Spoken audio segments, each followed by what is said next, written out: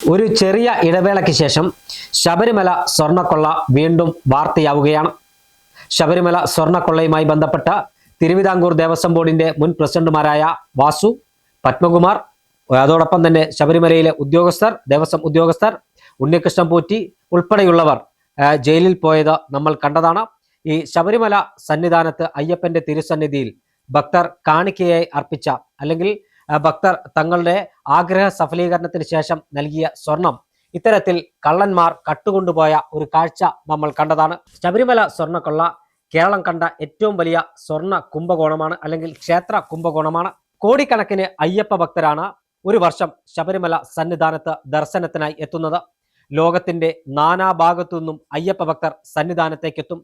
മണ്ഡല മകരവിളക്ക് കാലത്ത് 41 ദിവസത്തെ പുണ്യവ്രതമെടുത്ത കല്ലും മുള്ളും നിറഞ്ഞ കാനനപാത താണ്ടി കഴുത്തിൽ അയ്യപ്പ മുദ്രയുള്ള മാല ധരിച്ച് അയ്യപ്പന്റെ മുന്നിലെത്തി തങ്ങളുടെ സങ്കടവും ദുഃഖങ്ങളും ദുരിതങ്ങളും സന്തോഷങ്ങളും ആവലാദികളുമെല്ലാം അയ്യപ്പന്റെ മുന്നിൽ കരഞ്ഞു പറഞ്ഞ തങ്ങളുടെ സങ്കടങ്ങൾ മാറ്റിത്തന്നാൽ, തങ്ങളുടെ ദുഃഖങ്ങൾ മാറ്റിത്തന്നാൽ ഞങ്ങൾ അയ്യപ്പന് ഞങ്ങളുടെ വഴിപാട് സമർപ്പിക്കാമെന്ന് പറഞ്ഞ് ആ ദുഃഖങ്ങളും ദുരിതങ്ങളും മാറ്റിയതിന്റെ പ്രതിഫലമായി, അല്ലെങ്കിൽ ആ സന്തോഷത്തിൽ അയ്യപ്പ ഭക്തർ നൽകിയ സ്വർണമാണ് ഇത്തരത്തിൽ കൊള്ള ചെയ്ത് മോഷണം നടത്തി വിൽപ്പന നടത്തിയത്. ഇതുമായി ബന്ധപ്പെട്ട് കേരള ഹൈക്കോടതിയുടെ മേൽനോട്ടത്തിൽ ഒരു പ്രത്യേക അന്വേഷണ സംഘം നടത്തിയ അന്വേഷണത്തിലാണ് തിരുവിതാംകൂർ ദേവസ്വം ബോർഡിന്റെ മുൻ പ്രസിഡന്റുമാരായ വാസു, പത്മകുമാർ ഉൾപ്പെടെയുള്ള CPM-ന്റെ നേതാക്കന്മാരും സഹയാത്രികരും ഉൾപ്പെടുന്ന ആളുകൾ പിടികൂടി അവരെ ജയിലിലടയ്ക്കുന്നത്.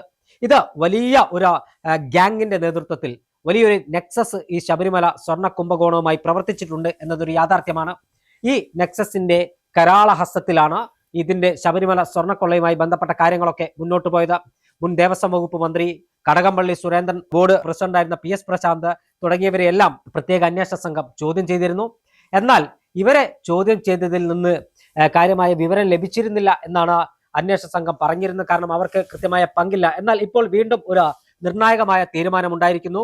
PS പ്രശാന്തിന്റെ കാലഘട്ടത്തിലെ ഭരണസമിതിയെ ശബരിമല സ്വർണ്ണക്കൊള്ള കേസുമായി ബന്ധപ്പെട്ട പ്രതി ചേർക്കാൻ തീരുമാനമായിട്ടുണ്ട്. ഇത് സംബന്ധിച്ച വിവരം ഹൈക്കോടതിയെ അറിയിക്കുകയും ചെയ്തിട്ടുണ്ട്. PS പ്രശാന്തിനെ നേരത്തെ ചോദ്യം ചെയ്തതാണ്. PS പ്രശാന്തിന്റെ കാലത്ത് ഈ സ്വർണ്ണക്കൊള്ളയുമായി ബന്ധപ്പെട്ട വിവരങ്ങൾ അറിഞ്ഞിട്ടും മറച്ചു വെച്ചു എന്നാണ് അന്വേഷണ സംഘത്തിന്റെ ഒരു പ്രധാനപ്പെട്ട കണ്ടെത്തൽ. പത്മകുമാറിന്റെ കാലത്ത് സ്വർണ്ണക്കൊള്ള നടന്നു, വാസുവിന്റെ കാലത്ത് സ്വർണ്ണക്കൊള്ള നടന്നു. ഈ ശബരിമലയിൽ ഭക്തർ കാണിക്കയായി നൽകിയ സ്വർണം മോഷണം ചെയ്ത് വിൽപ്പന നടത്തി അതിന്റെ വിഹിതം പങ്കിട്ടെടുത്തവരെ അയ്യപ്പൻ കൃത്യമായി അവരെ അന്വേഷണ സംഘത്തിന് മുന്നിൽ എത്തിക്കുമെന്നൊരു വിശ്വാസമാണ് കേരളത്തിലെ അയ്യപ്പ ഭക്തർക്കുള്ളത്.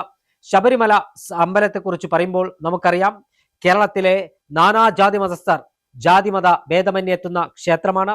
ആ ക്ഷേത്രത്തിലെ സ്വർണമാണ് ഇത്തരത്തിൽ കൊള്ളയടിക്കപ്പെട്ടത്. പ്രതിസ്ഥാനത്ത് CPM നേതാക്കന്മാർ ഉള്ളതിനാൽ, അല്ലെങ്കിൽ പ്രതിപട്ടികയിൽ ഉള്ള CPM നേതാക്കന്മാർ ആയതിനാൽ ഈ സ്വർണ്ണക്കൊള്ളയുടെ അന്വേഷണം കാര്യക്ഷമമായി മുന്നോട്ട് പോകുമോ, അല്ലെങ്കിൽ ഇതിന്റെ അന്വേഷണം വേണ്ട രൂപത്തിൽ മുന്നോട്ട് പോകുമോ എന്നൊരാശങ്ക കേരളത്തിലെ സാധാരണക്കാരായ അയ്യപ്പ ഭക്തർക്കുണ്ടായിരുന്നു.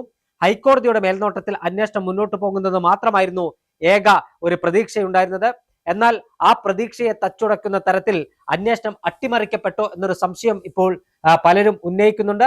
എന്തായാലും PS പ്രശാന്തിന്റെ നേതൃത്വത്തിലുള്ള ഭരണസമിതിയുടെ കാലഘട്ടത്തിൽ അടക്കം ഇപ്പോൾ അന്വേഷണത്തിന്റെ പരിധിയിൽ വരുമ്പോൾ ശബരിമല സ്വർണ്ണക്കൊള്ളയുമായി ബന്ധപ്പെട്ട മറ്റു കൂടുതൽ വിവരങ്ങൾ കൂടി പുറത്തു വരും. യഥാർത്ഥ കള്ളന്മാർ, ഇതിന്റെ പിന്നിൽ പ്രവർത്തിച്ച, തിരശ്ശീലയ്ക്ക് പിന്നിൽ പ്രവർത്തിച്ച, ഈ കേസിന്റെ അകത്തേക്ക് വരാതിരുന്ന യഥാർത്ഥ കള്ളന്മാരെ വീണ്ടും പുറത്തു കൊണ്ടുവരാൻ കഴിയുമെന്ന പ്രതീക്ഷയിലാണ് അയ്യപ്പ ഭക്തരുള്ളത്.